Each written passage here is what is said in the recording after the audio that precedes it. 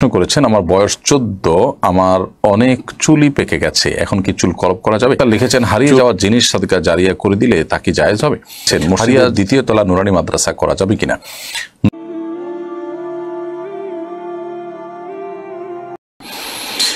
মিনহাজ রহমান আপনি লিখেছেন গোসলের পর নামাজ পড়ার জন্য কি আবার ওযু করতে হবে?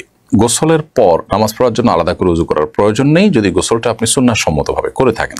সুন্নাহসম্মত গোসল কি? সুন্নাহসম্মত গোসল হলো শরীরের কোনো জায়গায় নাপাক লেগে থাকলে, সেটা কাপড় হোক শরীর হোক, সেই জায়গাটাকে আগে আলতোভাবে ধুয়ে ফেলতে হবে। এরপর 2 হাতের কবজি ভালো করে ধুয়ে 3 বার ঠিক ওযুর মতো করে 3 বার কুলি, ওযুর মতো নয়, ওযুর নিয়ত করে একেবারে 3 বার কুলিতে নাকে পানি, মুখ ধোয়া, হাত ধোয়া এবং মাথা মাসা করা। এরপরে পুরো শরীরে পানি ঢেলে আপনি গোসল শেষে 2 পায়ের গোড়ালি পর্যন্ত ধুয়ে আপনি চলে আসলেন।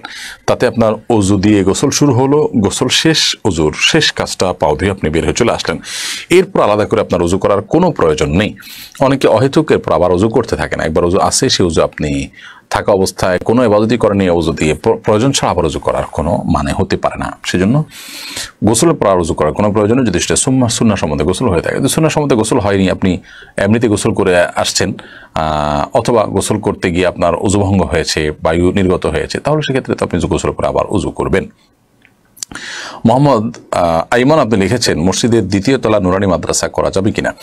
নুরানি মাদ্রাসা আপনি যদি মসজিদের 2য় তলায় করতে চান তাহলে সেক্ষেত্রে সেটা করতে পারেন, কিন্তু সেখানে আবাসিক থেকে মসজিদের যে আদাব আছে সেগুলো যেন লঙ্ঘন না হয় সেটি খেয়াল রাখতে হবে।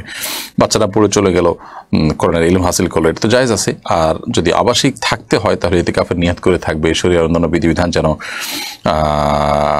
আপনার লঙ্ঘন না হয় সেই জিনিসটা খেয়াল করবেন। এগুলো অনেক গুরুত্বপূর্ণ বিধায় দোতলার নুরানি মাদ্রাসা হোক আর নিচতলা নুরানি মাদ্রাসা হোক বিধানে কি হবে। সেলিনা আক্তার আপনি ইউটিউব চ্যানেল থেকে আমাদের প্রশ্ন করেছেন আমার বয়স 14, আমার অনেক চুলই পেকে গেছে, এখন কি চুল কলপ করা যাবে? চুল পেকে গেলে আপনি লাল কালার করতে পারেন, সেটা নিশ্চয়ই দেখতে অসুন্দর দেখায় না। সচরাচর 2-4টা চুল পাকলে সামান্য ওইটুকু চুল লাল কালার হলে পরে সুন্দরই লাগে।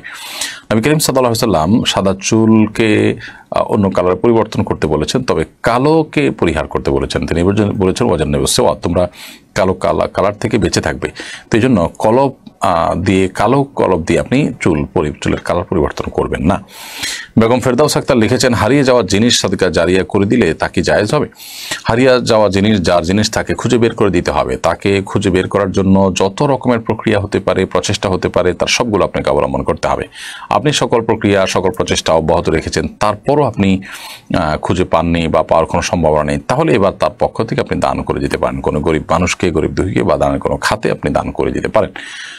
মোবাইল হসপিটাল রানীর বন্দরে আইডি থেকে আপনি লিখেছেন সাদা চুল ও দাড়িতে বাজারের মেহেদি লাগানো যাবে কিনা? যাবে।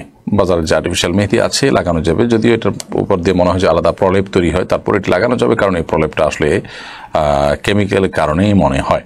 এমনি ফারহান উদ্দিন আপনি লিখেছেন মা তার সন্তানকে বলেন তুই আমার ছেলে হলে এই কাজ করবি না, এ ধরনের কসমের বিধান কি?